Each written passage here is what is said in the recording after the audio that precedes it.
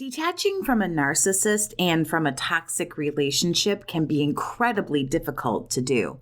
The tricks that a narcissist will use, like blame shifting, guilt tripping, and gaslighting, even more, get you to stay when you know that it's in your best interest to end the relationship.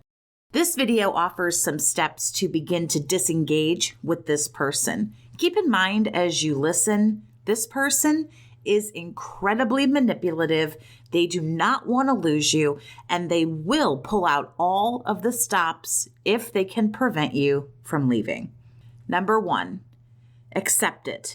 Change is very unlikely. It's completely normal for a narcissist to promise you that they'll change when you have one foot out the door and it looks very, very bleak for them. They'll promise you a lot of things, but changing their ways is always going to be at the top of the list. The ironic thing about this is once they offer you this idea, oh, I'm going to change, I'll do this and I'll do that, and everything will be different.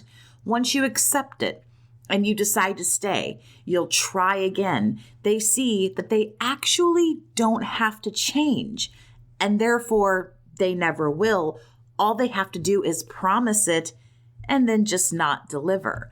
Also, something to consider is when they move from person to person the way that they do, they need to keep fresh new people around all the time to actually avoid having to change in the first place. They get somebody brand new that they can fool as long as they possibly can over and over. Accepting that change is not going to happen helps you detach and begin to move forward. If we adopt the way of thinking where if they cared about you, wouldn't they have already been working on these things? Wouldn't the change either already be in the process of happening or already done? Number 2, connect with really supportive people. If the narcissist has just done a bang-up job of getting you very isolated, you might not even feel like you deserve a good partner or family, friends, someone to go to. However, to get away from someone narcissistic, a support team really is an absolute must. Triangulation and other manipulative tactics might have also ruined relationships that you have had with others. It's a great time to try to get back in touch, rebuild those, and during this time, build up your support system. Find those you can trust and really talk to openly about what you're going through. Find who is really going to be on your side. Share that you want to leave or that you're thinking about leaving. Perhaps adopt an accountability buddy, so to speak. Somebody who you say, I'm getting ready to leave, or this is when I'm leaving. Somebody who can hold you accountable if you maybe decide that you don't want to do it, and someone who will urge you to do the right thing. Number 3, cut them off. No contact is the only way to go. Period.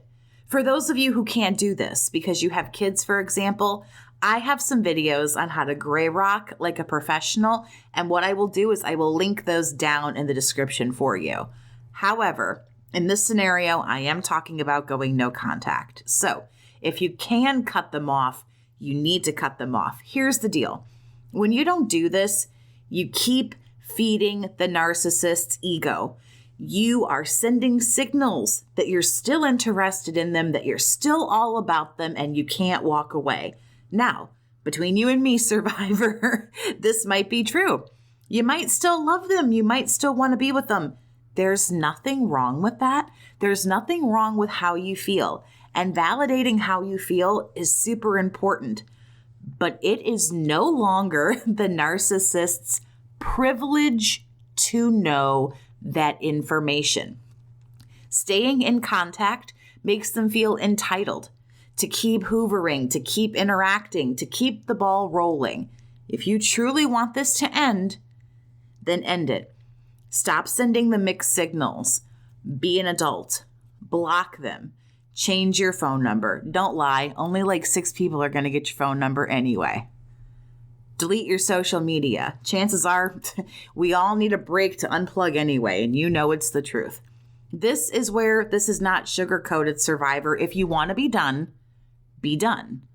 They have no reason to just magically float away like you want them to if you continue to entertain them. For whatever reason, you keep doing so, and for whatever reasons you may or may not be in denial about. Don't keep telling them to go away and to stop calling. Don't keep allowing them to pop up in your social media by blocking and unblocking. Prove to them that you're done and be silent. If you'd like to talk with me one-on-one, I invite you to book a chat session with me. You can gain skills, clarity, and insight into healing from a narcissistic relationship from a fellow survivor. Share your experience and vent in a safe and judgment-free space. Links and information are down in the video description below. Number 4, don't take their behavior personally. You can't take the way that the narc is acting personally. This is a personality disorder. They might have a mental disorder and other emotional traumas. All that stuff this person probably has going on. And none of those things have anything to do with you, survivor. It's hard to do, not take things personally, especially when you are personally treated badly by somebody. This is the nature of the beast. I am sure you have seen them lie to other people, lie by omission, be mean to other people, be cruel, ignore someone, ghost someone, be intrusive, insensitive, walk away, discard, whatever toxic behavior bullshit it might be. It's clearly not just you. It's about this shitty little part of themselves that's not very flattering. Don't hang around to defend yourself. Don't loiter, hoping one day they will choose not to treat you badly. You have already shown them, honestly, that it's okay to be bad to you. We teach people how to treat us. They don't care about what your defense is. They just want you to keep staying and defending yourself because, honestly, it keeps you around longer. A great way to begin detachment. Don't take this personally. Number 5, go and find real happiness. This person is not a source of your happiness. And if you feel this person is, I strongly encourage you to change things around and go find real happiness. These people are going to do things like tell you that your hobbies are stupid, your friends, annoying, your family, an irritating waste of time, your goals and dreams are stupid. They don't matter. They will suck your very identity away from you if we let them, which most of us do, myself included. Along with that, the sheer neediness of these people will also cause you in a lot of cases to just give up on things that you had going for you in order to be better supply for the narcissist. It becomes all about them, and you and me know it. Your world begins to be shaped into what do they like, what do they want, and what do they not want. It's important to get back into what you love and what you're passionate about. Go back to your hobbies and your passions, find new ones too. While you're doing this, something amazing begins to happen. You realize after some bursts of happiness here and there, doing your own thing, you begin to realize you're happy. And the more that happens, you begin to realize you're better off without this person. Number 6, you don't need their approval. And this can be a tricky one for a lot of people. I get asked questions that kind of have to deal with this a lot. I hear things like, if I stop talking to them, won't they be mad at me? It feels mean. If I go no contact, they're going to think I'm mean. Or I might hear something like, should I block them on social media? I don't really want to block them. They're going to think I still like them. They're going to think that all this bothers me. They're going to think I'm a coward. Won't blocking them show that it hurts me? And on and on. Why do you care about what this person thinks about you who can't even treat you with respect? Survivor, if you take nothing else from my video, which I hope is not the case, but if you don't, I'm actually begging you to hear me. Someone who treats you like this, someone who can't be a decent human to another human, why do you give a fuck about what this person thinks about you? Here's the deal. Look how they treat you. They don't think very highly of you, clearly.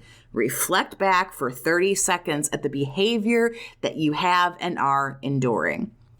On top of all of that, Narcs are looking for perfection, which you are not, because nobody is perfect. So you're gonna fail. You're always going to fail. You're not what they want, and nobody else is either, because no one is perfect. You fail.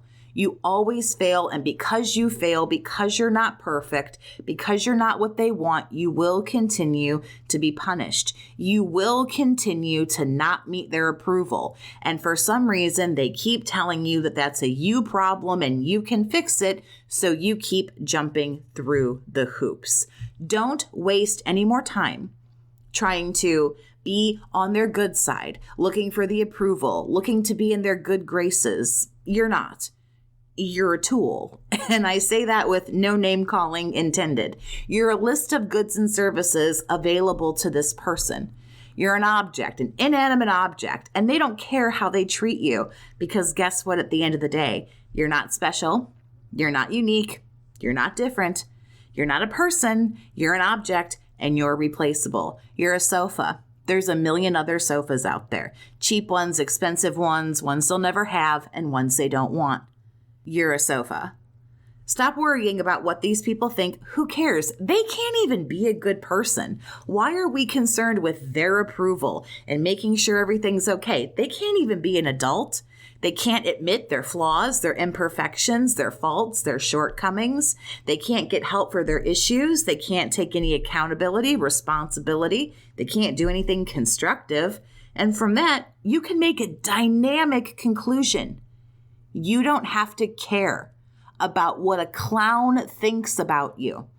You don't need the approval of a clown. All you have to do is show them their way back to the circus. These are a few steps to detach from a narc. If you know more, share them down in the comments with other survivors. Thanks so much for listening today. Subscribe for more videos about narcissism and narcissistic abuse. Like the video if you found it helpful. Have a great day, survivor, and take care of yourself.